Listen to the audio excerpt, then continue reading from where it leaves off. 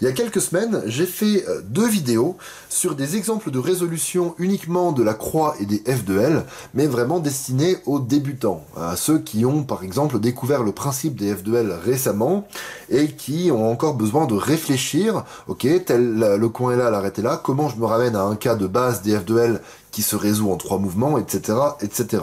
Ensuite, on amène le coin au-dessus du bon endroit, on le prend généralement sur notre droite, et puis on insère. Donc, du coup, c'est vraiment le début, la base des f de L.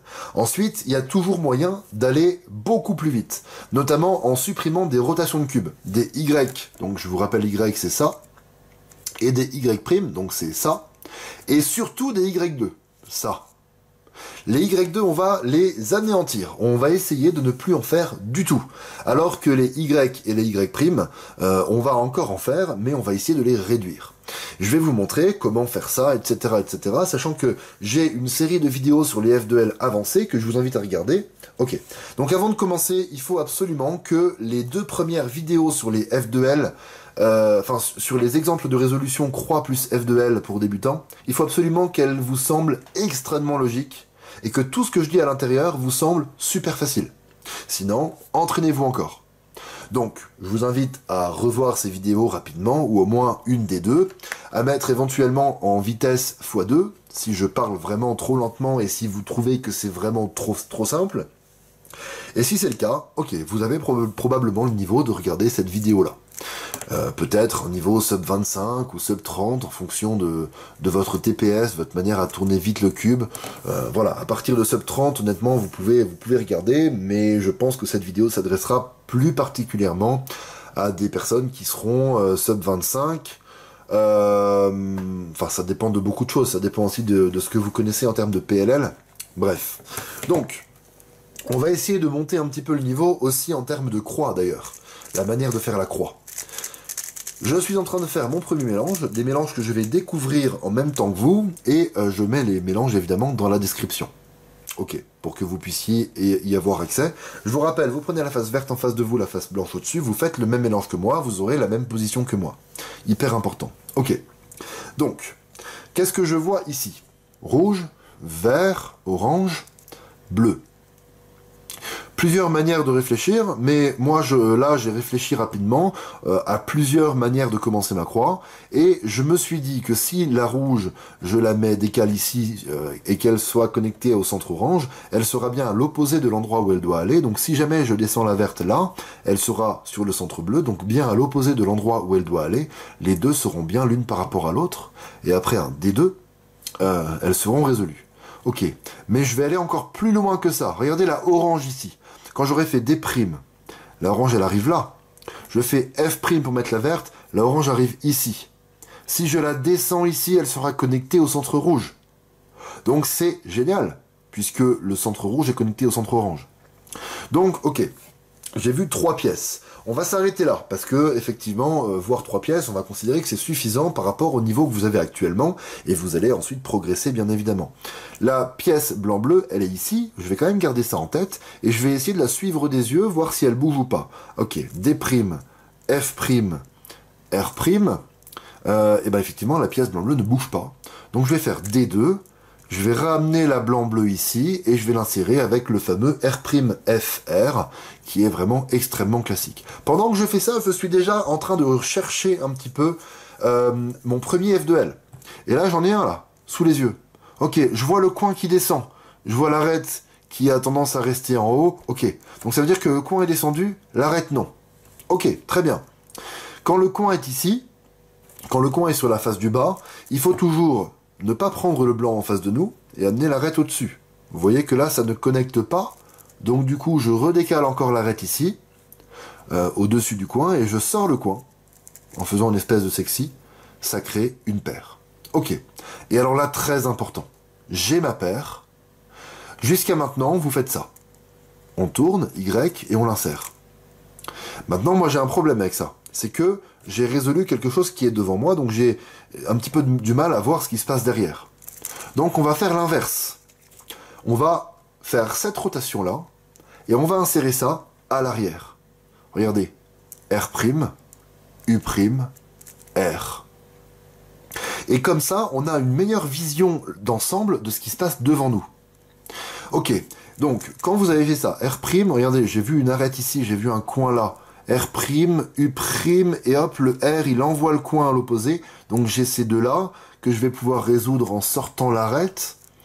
U2, pendant que je fais le U2, je vois ça qui passe. Ok, je vais insérer ça. Petit exercice pour vous, cette paire ici, est-ce qu'elle va bouger? Elle sera où après que j'ai inséré ça? Je vous laisse mettre en pause et réfléchir. Je vous donne la réponse, la paire ne bouge pas. Quand vous insérez une paire comme ça qui est déconnectée, c'est-à-dire l'arête elle est à l'opposé du coin et les couleurs sur la face du haut sont différentes, ce qu'il y a entre les deux, donc globalement ici, là, ça ne bouge pas.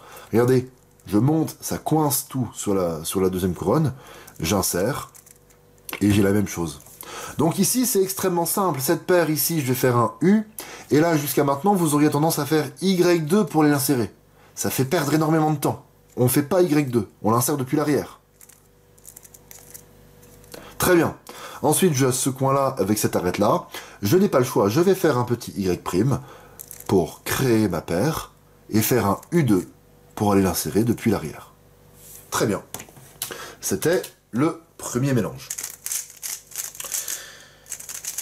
J'espère que ça vous est utile. J'essaye de bien insister sur les choses extrêmement importantes pour votre niveau. Voilà.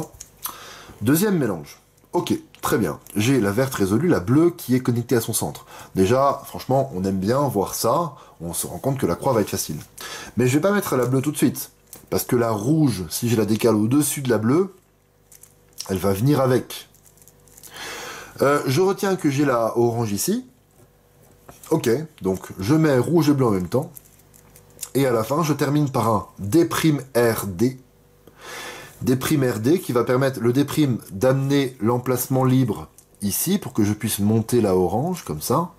Et D pour la renvoyer au bon endroit. Donc quand je fais D'RD, j'ai toute une partie du cube qui ne bouge pas. Tout ce qui est sur ma gauche ne bouge pas. Donc du coup, si mes yeux se tournent vers la gauche du cube, je sais que je peux essayer de prévoir ma première paire. Donc D'RD, malheureusement ici, j'ai trouvé l'arête là, mais il n'y a pas le coin qui va avec. J'ai vu ce coin là, mais il n'y a pas l'arête qui va avec. Bref, ok. Je vois l'arête l'arête qui va avec ce coin là, qui est arrivée ici. Alors je vais amener le coin là, et je vais faire donc ici, quand on a ça, très simple, hein, quand vous avez ça, donc au bon endroit, c'est 3 sexy, évidemment. 1, 2, 3. Mais quand vous avez ça au mauvais endroit, alors vous faites les 2 premiers sexy ici. C'est vraiment ce que je montre dans ma vidéo, dans mon tutoriel pour les F2L. Et ensuite, vous avez un cas de base des F2L que vous pouvez insérer au bon endroit. Ok, ça c'est la théorie. Maintenant, dans la pratique, on va faire donc les 2 premiers sexy ici. Et ensuite, qu'est-ce qu'on va faire? On va pas faire Y'. On va faire Y pour aller insérer ça à l'arrière et ainsi avoir une super bonne vision de l'ensemble du cube. Ok, là je vois ça. Ça c'est vraiment pas terrible. Si vous voyez ça, j'ai envie de dire, si vous ignorez ça et que vous faites autre chose, parfois ça peut même valoir le coup. Donc je vais faire comme si je l'avais pas vu, je vais l'ignorer. Je regarde un petit peu autour et je vois ça. Ici, c'est une paire. Donc je vais la sortir depuis l'arrière. Ok. Et ici, il faut que je l'insère, mais je vais surtout pas faire ça. Regardez, si je fais ça, je vois rien. Je vois plus rien là. Il faut que je penche, il faut que je vois plus rien. Donc je vais tourner comme ça pour l'insérer depuis l'arrière et ainsi avoir une meilleure vision d'ensemble de la suite. Donc maintenant, qu'est-ce que je fais? On va faire ces deux-là qui ont l'air vraiment simples. Hein. Donc petite rotation, là il n'y a pas le choix. Je sors l'arête et encore une rotation pour aller insérer tout ça. Et ici, je me retrouve avec ça. Bon, bah, c'est vraiment pas de chance. À votre niveau, vous aurez très souvent ce genre de choses à gérer à la fin des F2L. Et bah, c'est tout, c'est comme ça. Donc, je vais sortir. Alors, comment je sors? Moi, j'aurais tendance à sortir comme ça. L', U, L. Comme ça va déconnecter les 2 pièces. Et ce sera peut-être un tout petit peu plus sympa à faire que quelque chose où, en fait, j'aurais sorti les 2 pièces comme ça. avec les deux pièces connectées. Bon, ok. Mais ça, c'est vraiment pas grave, vous faites ce que vous voulez. Ensuite, petite rotation du cube, hop, pour aller former la paire, R, U, R', et je l'insère. Voilà pour le deuxième mélange. Je vais en faire un troisième.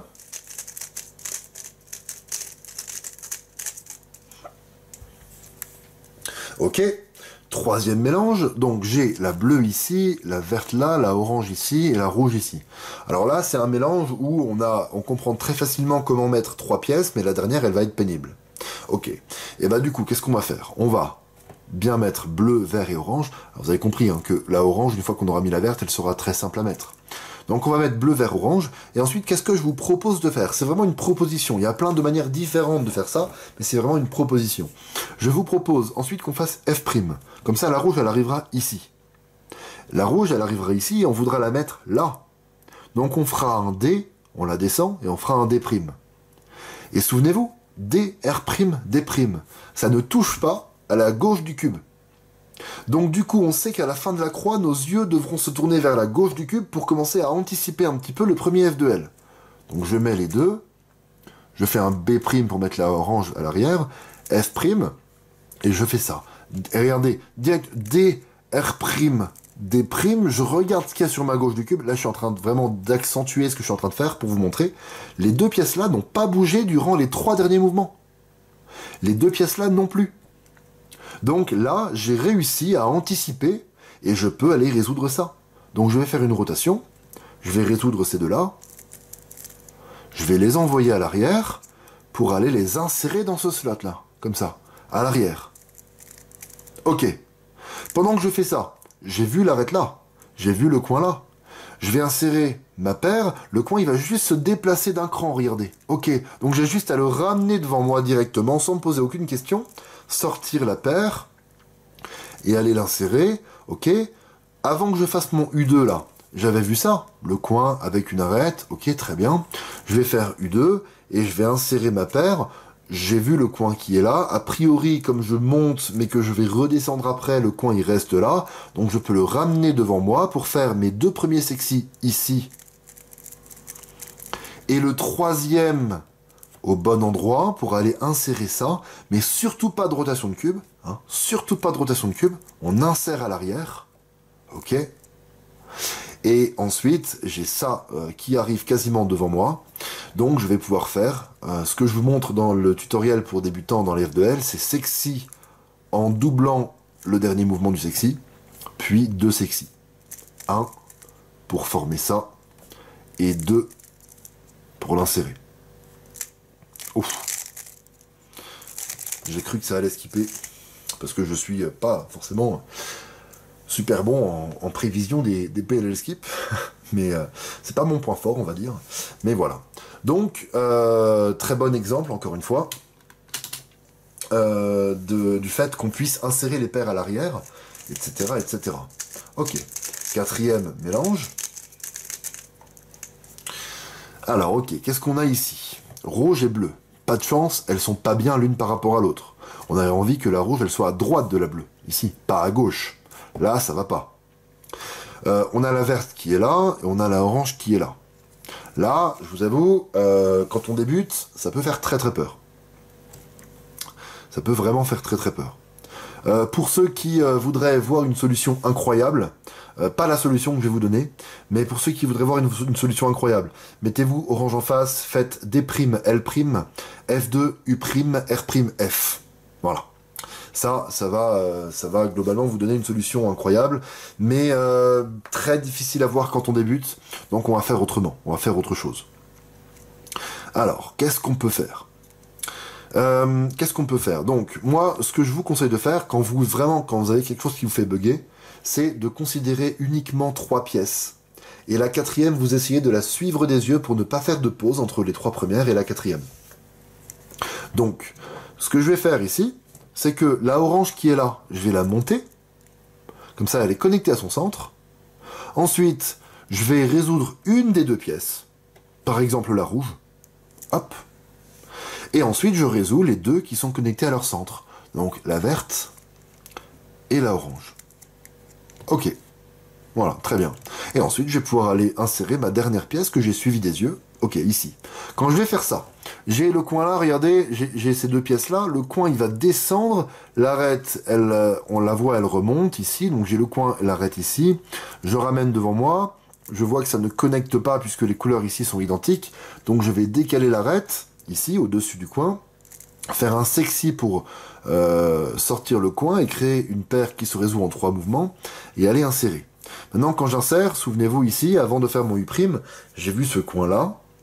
Donc je fais U', je vais insérer. Étant donné que je sais ce que j'ai à faire, je n'ai pas besoin de regarder ce que je fais quand j'insère ça. C'est bon, je sais ce que j'ai à faire. Donc je peux déjà regarder la suite. J'ai vu un coin ici. J'ai l'arête qui est là. Donc j'insère. Ok. U2 pour l'amener au-dessus. Là, vous pourriez faire 2 sexy à gauche. Ensuite, amener ici et puis insérer à l'arrière par la droite. Moi, on va pas se mentir, quand j'ai plusieurs sexy à faire de suite, je suis beaucoup plus à l'aise avec la main droite. Donc je vais faire une rotation de cube qui n'est pas obligatoire. Si vous arrivez à ne pas la faire, je veux dire, c'est encore mieux. Une rotation de cube ici. Hop. Pour faire 2 sexy à droite. Ok. Amener le coin à l'arrière et puis insérer ça depuis l'arrière. Sachant que, quand j'ai fait ça, j'ai vu ici 2 pièces qui ne sont pas des pièces de la même couleur. Donc ça m'embête un petit peu, mais c'est pas grave. J'amène la paire au fond, j'insère, et là du coup, bah, tout se présente devant moi, j'ai ça, et j'ai ça.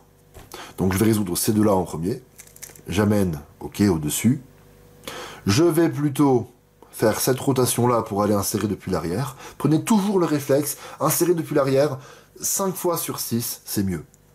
J'insère depuis l'arrière, quand j'insère depuis l'arrière, donc je vois, hein, je suis des yeux, cette arête-là, ok, vous voyez, le coin va venir se coller à l'arête, ok.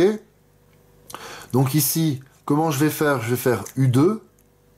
Et ce que vous auriez tendance à faire, hein, vraiment, si vous débutez, c'est une rotation comme ça pour, on va dire, éloigner l'arête d'un cran.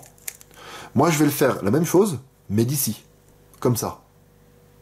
Parce que je préfère utiliser la main droite, je suis plus à l'aise avec la main droite. Donc, je vais casser comme ça, je vais ramener, et je vais insérer en poussant avec l'index ici. Hop. Comme ça m'évite en fait d'avoir à faire un regrip. Tu vois, vous voyez que si je casse, je fais ça, et ensuite je fais ça, hop, pour insérer, ça me fait faire un regrip. Alors que si je casse, je ramène et j'insère comme ça, pas de regrip. C'est toujours mieux de faire comme ça. Et donc, dernier mélange pour cette vidéo.